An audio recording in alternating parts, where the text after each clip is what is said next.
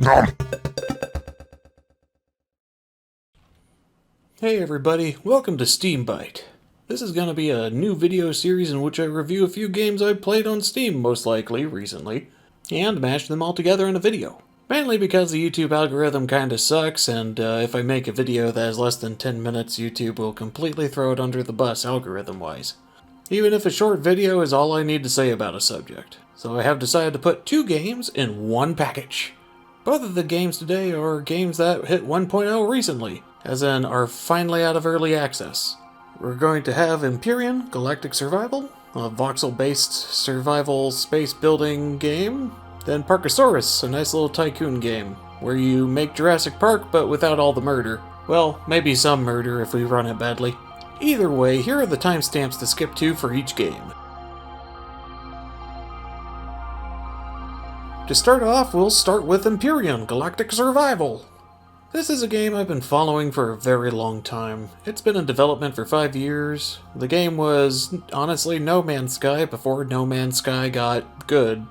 It has quite a lot of content to do. You have base building, hovercraft building, fighter building, and big ol' spaceship building. Just the ability to create a moving vehicle out of voxels is honestly such a great concept. I usually like making an RV camper style kind of ship, just because I'm a nomad who likes to play on the move. But anyway, the game begins with you landing on a planet that you choose of in an escape pod. Then you do the usual survival game bit of scrounging up materials for resources. And as usual with these survival crafting games, we gotta craft to survive, and crafting can take quite some time. These painful crafting times aside, you can set them and forget them, and go do other things about in the world, such as gathering materials, food, or killing the local wildlife for your daily meals. Food unfortunately spoils though, so you need to be careful of how much you pick up. At least until you can unlock and build and power a fridge. I should also mention there's a tech tree that has things to unlock in. There's no skills or anything here, just items you can build. Assuredly, there's some neat stuff in here that you can add to your bases and ships. Things like weapons, faster constructors, mining tools, warp drives, and of course, the holy fridge. I'm not gonna lie though, the game has a very slow and painful start, even with me rushing to get materials and the like. It's also quite difficult to get started as well, because your base will often be under attack by NPC drones constantly, assuming you allow that setting. I couldn't afford these automated defense turrets yet, so it resulted in drones coming by and bombing my base a few times before I could even get a decent gun crafted, setting me back even further in the already slow start. Of course, I also had to be a wise arse to pick the intermediate level to start on, because I played the game so many times I thought I could handle it. The big difference between this planet and the easier one is the easy one has a breathable atmosphere, so you're not harvesting water to convert into oxygen constantly. I also tried to seal my base up to make it airtight so I could breathe off of a ventilation system that I had built. Unfortunately, it would not seal despite checking in this airtight debug mode that the game has, so you can see if you did it right. It said I did do it right, but it didn't work. And I found that really frustrating.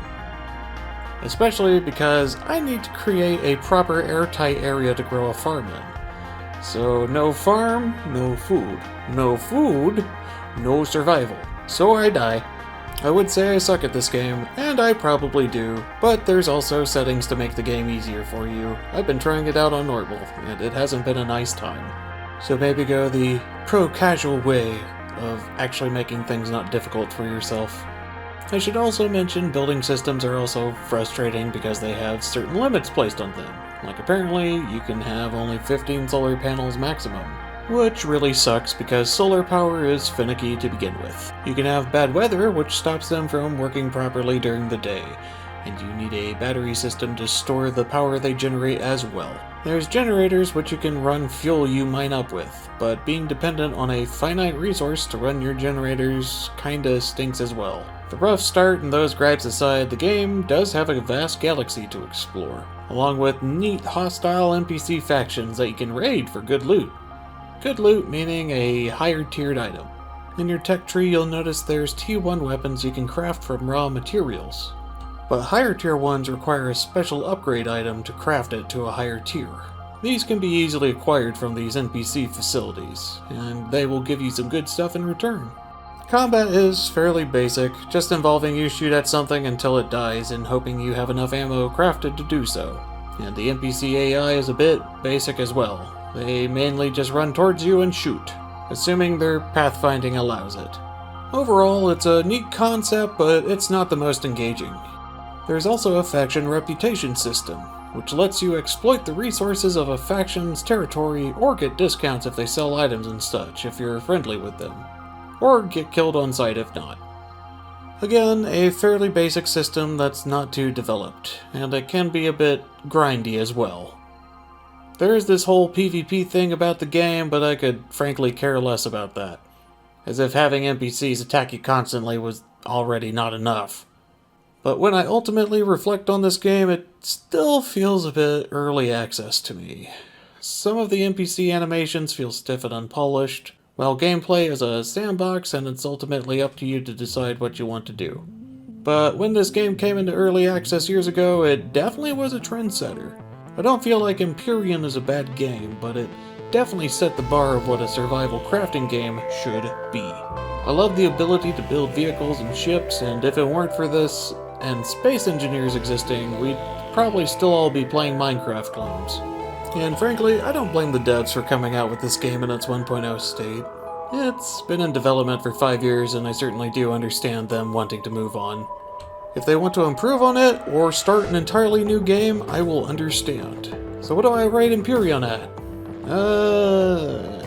I am tempted to give it a meh just because it's like the bare minimum of what I feel a survival game should be, but it's got everything I enjoy and definitely can give you some good solid hours of entertainment.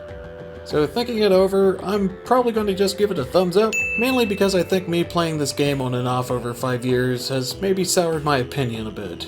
And this isn't all new stuff to me, but for a new player, I can definitely see them enjoying it, at least for a couple of dozen hours or even 100 hours if it really hits that spot for them.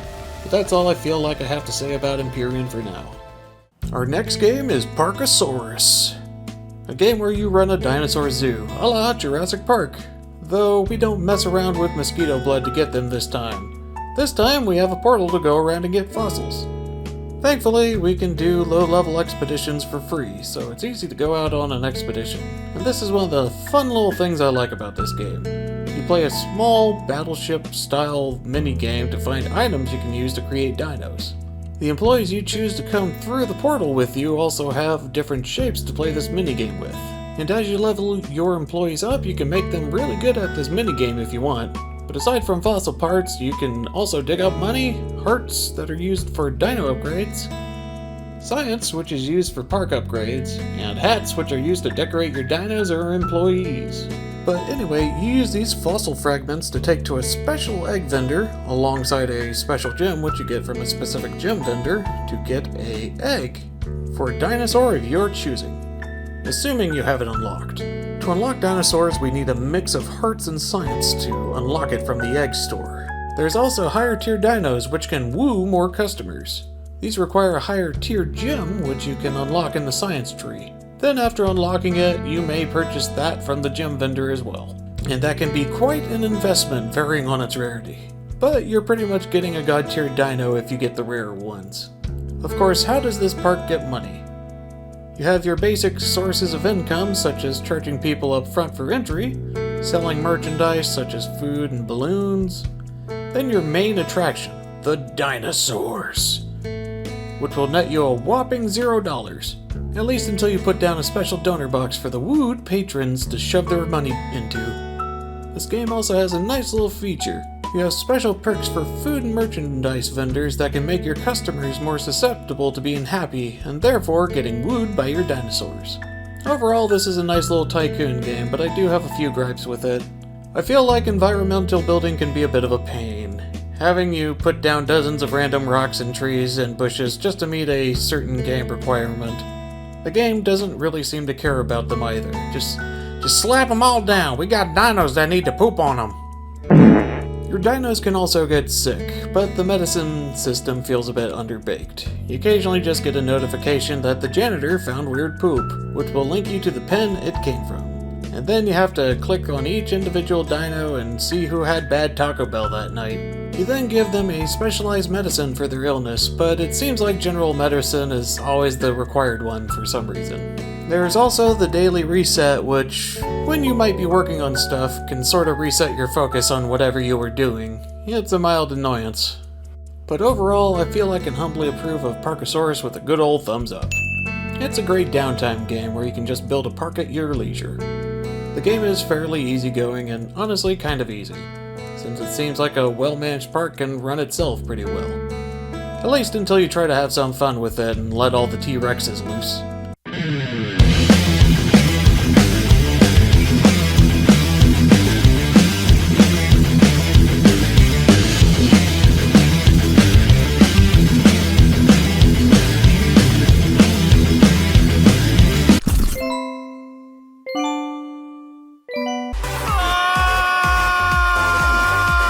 But hey, this was my first episode of Steambyte, and I hope you all enjoyed. It's another experimental format for reviews, just because I have fun making these videos for y'all. And I think by smashing two smaller reviews together and making a new little web series aside from my bigger long-form reviews, I can streamline making nice little bite-sized reviews for you to watch and enjoy, and upload with more consistency, hopefully. Or even do previews for games, because early access exists and things are never truly done. But I think that'll conclude this video. As per the usual banter, like if you liked, slap my face if you want to subscribe for more. And here are two other reviews for you to check out. This is Mr. Bubbles, and I'm signing off. Bye-bye.